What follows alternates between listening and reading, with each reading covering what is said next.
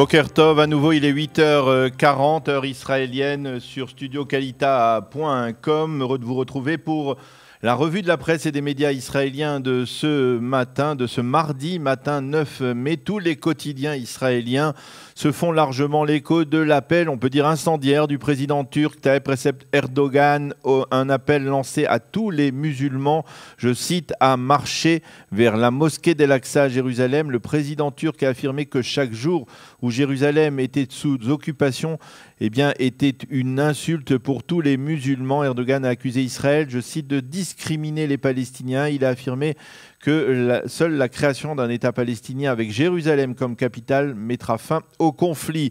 Le président turc a également émis l'espoir que les tractations autour du transfert de l'ambassade américaine de Tel Aviv à Jérusalem aient été très déplacées, qu'il a affirmé que ces tractations devraient être abandonnées immédiatement.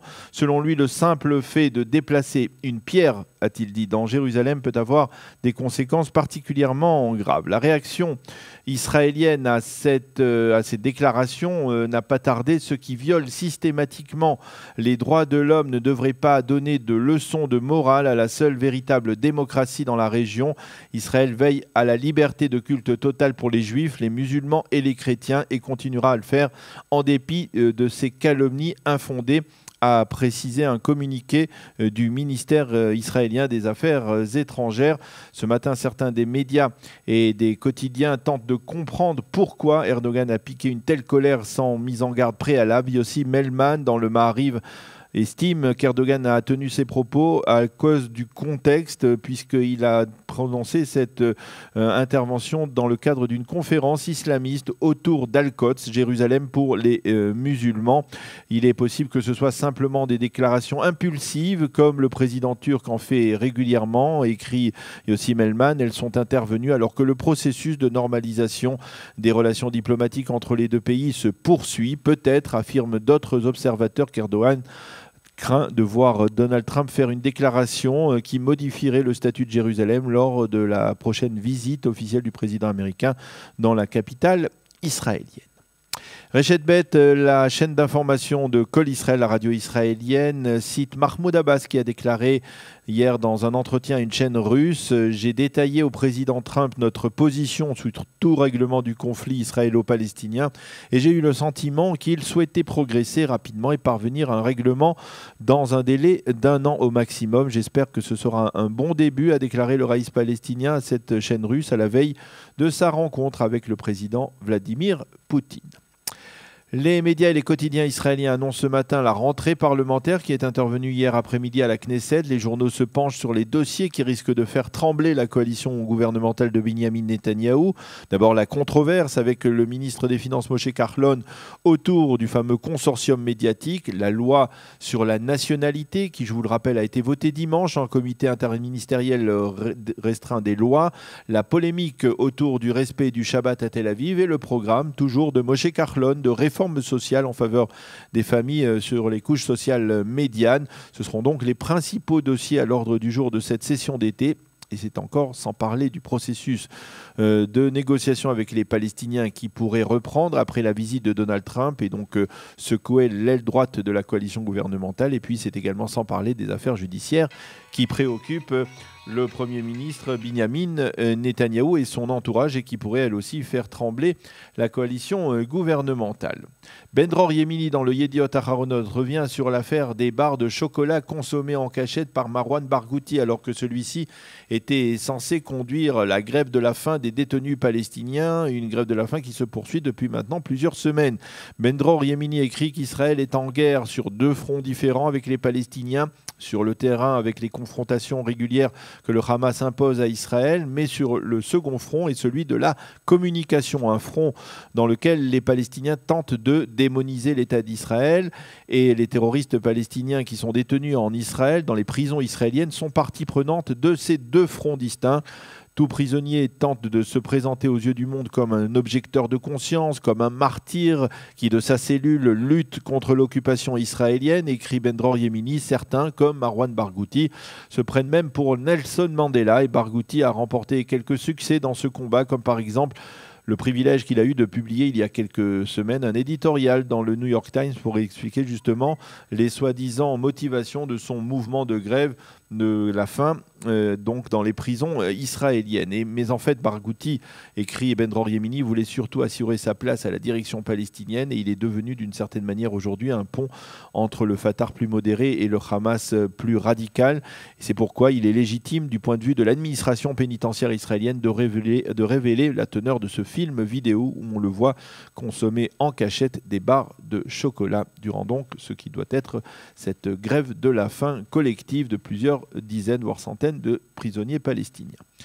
Les quotidiens israéliens commencent sérieusement à se passionner pour le nouveau président de la République française Emmanuel Macron. L'ère Macron titre le Yediot Aharonot en page 6 et le journal résume les enjeux du nouveau président qui n'a pas le droit ni même le temps de savourer sa victoire. Macron doit en effet devenir président effectif dans quelques jours. Sa priorité sera de créer de toutes pièces un parti politique capable de lui octroyer une majorité parlementaire, ce qui paraît peu à un mois seulement des législatives et c'est un pari donc très audacieux et peut-être peu réaliste, estiment certains observateurs israéliens.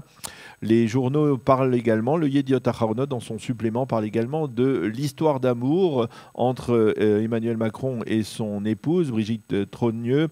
Et ce matin, le Yediot a donc même choisi de consacrer un article détaillé à ces couples israéliens dans lesquels le mari est bien plus jeune que la femme. Et le journal a choisi donc 4 couples dans ce cas avec un maximum de 14 années d'écart entre le mari et la femme.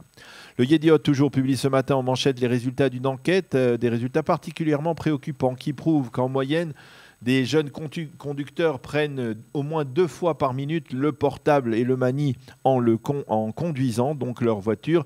Le Yediot Aharonot indique que la police israélienne a décidé de combattre ce dangereux comportement. Elle a donc décidé de placer sur des autoroutes des policiers en civil qui circuleront sur des véhicules banalisés et sur ces autoroutes afin de repérer les conducteurs en effraction et la police les arrêtera et ils seront l'objet